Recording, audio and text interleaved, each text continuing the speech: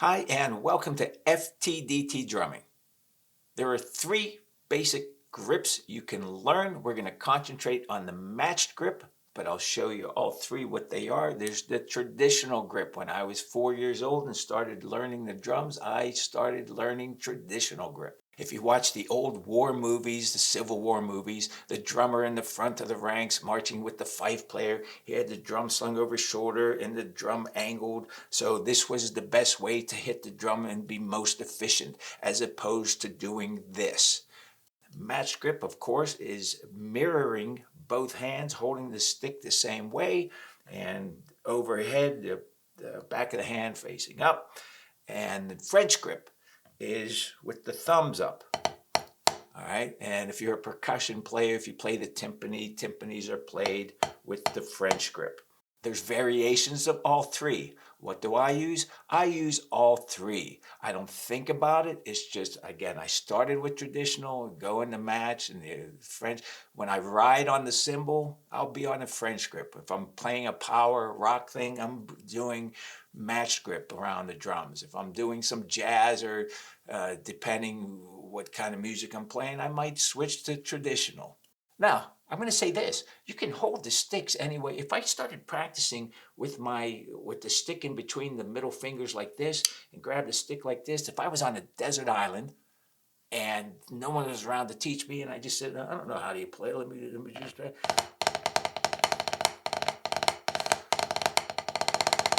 Guess what? I can become a good, proficient drummer playing like this. Is it correct? No, everyone's going to scream, you're holding the sticks wrong. Well, am I or am I not? I don't know, because that's how I learned and that's how I became a good drummer. If I held the stick like this, if I grabbed the stick like this and just held it and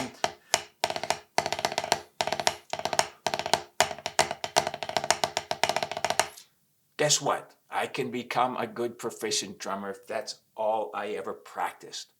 I was in a bowling alley recently I'm in Vegas, and I saw a bowler bowling from behind under his legs. So he'd take the ball and bowl and go under his legs from behind. And he was bowling strikes. He was probably the best bowler in the alley at the time. That's how he practiced. I don't know why. It was a novelty thing. But if you practice a certain way all the time, your muscles will condition. You'll be able to do it and you'll get good. We're not going to do that. We're going to show you the basic starting point of the correct way, and then from there you can apply your variations as you go along and learn. Each stick has a balance point. I'm just going to show you that the balance point is not in the center of the stick. The stick is back heavy here. So let's find the balance point of this stick. There it is right there. You see there's more toward the tip than there is toward the back. Now, if you grabbed around that balance point with your thumb and forefinger and you held the stick and then lightly grasped the stick like that, guess what? You have a pivot point, but it's equally balanced from back to front, okay? So in other words, are you getting the most efficiency out of the stick and your body? No. Why? Because you have to do more work. You're not going to get that bounce. You're not going to get that bounce from the pivot. If I slide the stick back about an inch, inch and a half, and hold it there,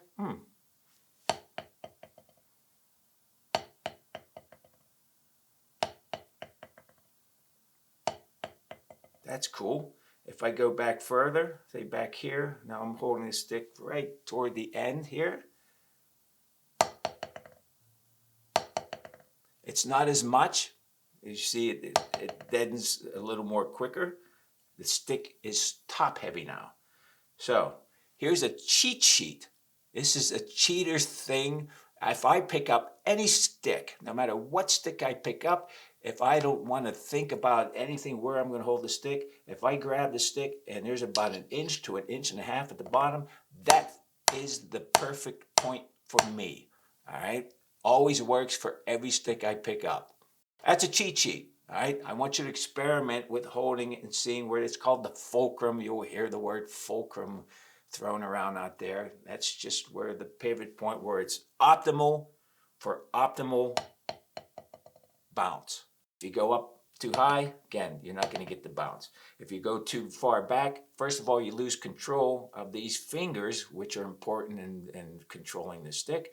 And it's top heavy, so you're not going to get as much natural bounce out of it. Plus, you can't, it's all over the place.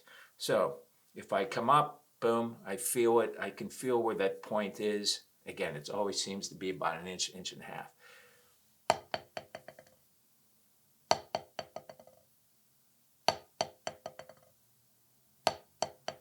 I'm just letting the pivot and let the stick and the head of the drum do all the work. I'm not controlling the thing with my arm, I'm just letting it bounce. So once you find that point, how do you hold the stick? Well, the forefinger here, you place it, it goes right wedged in between the first knuckle and the second there. And then the thumb pinches it, right like that. So there you go, the starting point of that. Now this is going to allow the stick to go up and down, just like a nice little lever. The other fingers will lightly grasp the stick and they kind of control the motion of the up and down. All right. The faster you go, the more the fingers have to do the work underneath.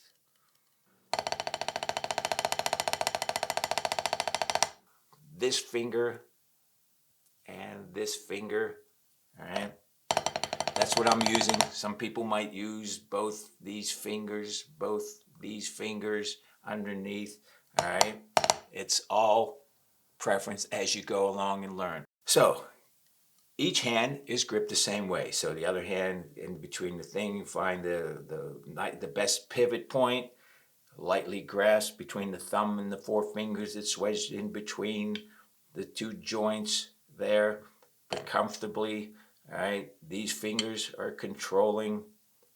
These fingers are controlling. Now, if I'm striking the drum one hit, one solid hit, I can use the arm, the wrist, and the snap of this drum. All right, boom, boom, boom.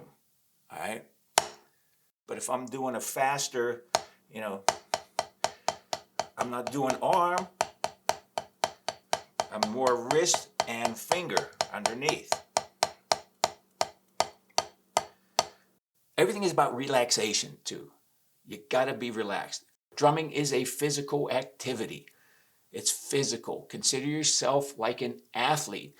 Athletes, actors, any performers, public speakers, they go through breathing exercise, relaxing exercise, because your body functions best when you're relaxed. If you're tight in your neck, your shoulders, anywhere in your body, it's going to affect your playing and you're going to get tired very quickly. So it's all about being relaxed. Make sure the shoulders are relaxed, because the energy efficiency is what drumming is about. If you're playing a 2-hour concert, you've got to be in shape. You got to be conditioned. You got to be able to do. If you're using your arms and your hands and you're just tight, you're going to be dead by the end of 2 hours. All right. So it's all about being loose. Let the sticks and the drum do a lot of the work. All right.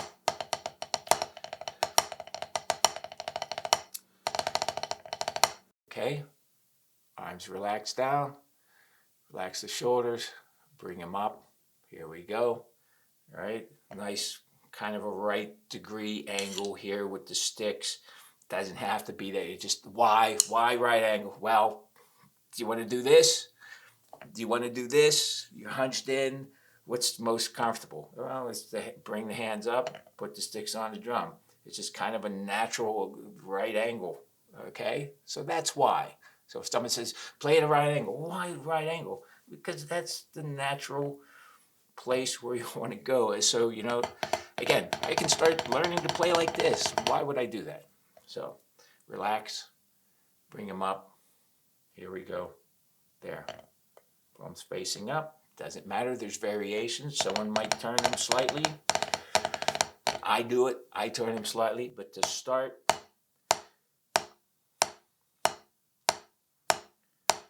you're not up here with the drum, you're not way down here with the drum. Just boom, bring up, bend the elbows up.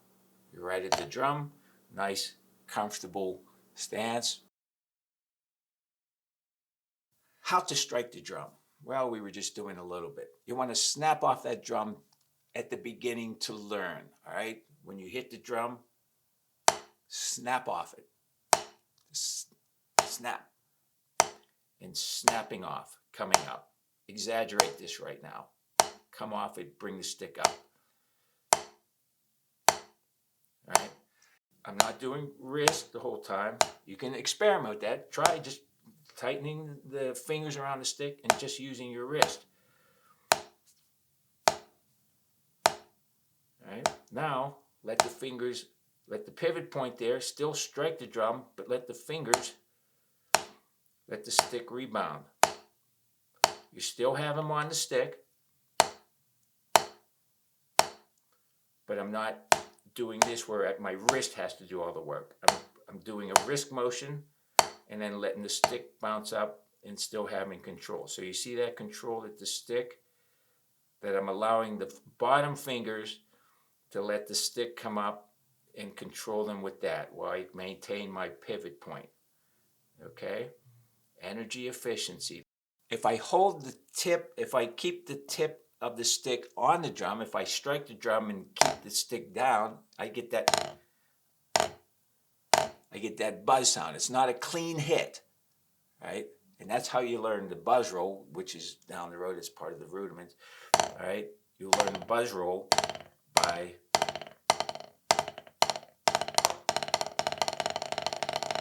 letting it buzz as opposed to striking come off the drum. But right now, you get holding the stick properly, you're relaxed. Always make sure the tension in your shoulders is relaxed, the arm is relaxed, and most energy efficient you can to get that strike. Boom. All right, so now I want you to snap off the head. As you're practicing now, just first slow. The tendency is for everybody to go fast. I want to go fast, and you're doing things wrong. You have to just go slow. And you want to concentrate on hitting the drum at the same spot. This is for control. Right now, it's all practicing control and how to strike the drum. Practice left, right, left, right. Just snapping off the drum, making sure you're relaxed. Again, you're an athlete. Consider yourself an athlete. How do you become most efficient? How do you get the most? All right. We'll just bring him up for now. So let's just start up here. Snap, snap, snap, snap, snap, snap, snap, snap. Okay?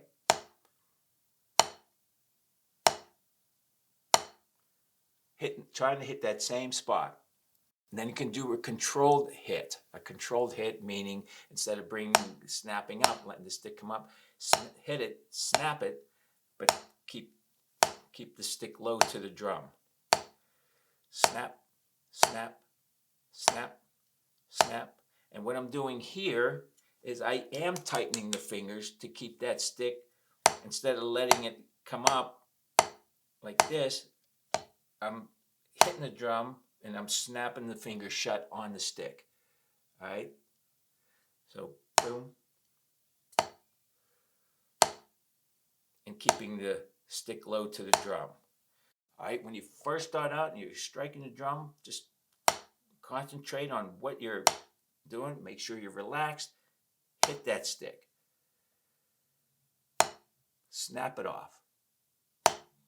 Don't start just doing this because now you're going to lose. Just make sure as you go faster, the faster you go, the more energy efficient you have to be. And instead of, boom, boom, if I'm hitting one, I can use my whole arm and body and just cram into it. But as I go fast, I can't. I have to now be energy efficient and let my fingers underneath do the work, okay? That's down the line. Don't worry about that right now. People will say, you hit the drum in the center. And that's all. It's just hitting the center. Well, it's not necessarily true. It depends on the drum you have. If you go into a drum store and they have a lot of snare drums lined up, I was in the Guitar Center recently, and the Guitar Center had about 12 snare drums that you can hit, and each one had a different place that had an optimal sound. If a drum is tightened, the tension equally all around the drum, if you tighten with the drum key, and it's equal tension all around, which is very rare, you might have a dead spot right in the center. And you'll hear the dead spot. It'll be like a little poppy, thuddy sound that doesn't sound accurately. It's just because the tension is so tight, you have a dead spot. So you want to hit off center of that. But the best way to find where you hit the drum is to tap the drum. Hit the drum all around and you'll find where the area is. Actually on the pad has an optimal area. And you can find it just by striking the drum. Look, I'm hitting it in the center. I'm going to move out toward the edges.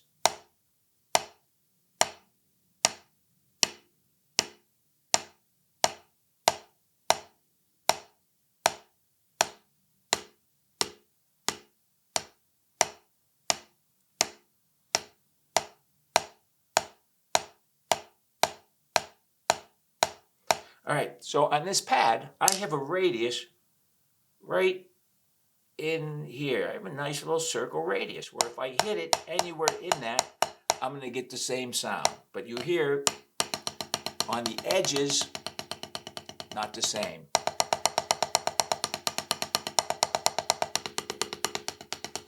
In fact, each edge has a different sound on this pad here. So each drum has a optimal place to hit it. And there's usually, it's not just one little spot you have to hit it. It's usually a nice little radius. Some of the drums had this big circle in the middle, and I would hit the drum all within the circle. And it sounded great anywhere in that circle. It sounded the same. All right. So each drum has a thing. That's how you determine where you hit the specific drum you have. All right. But when you're practicing, you always want to kind of just hit the spot. If I'm aiming for this spot, I want to make sure I hit that spot each time, each stroke.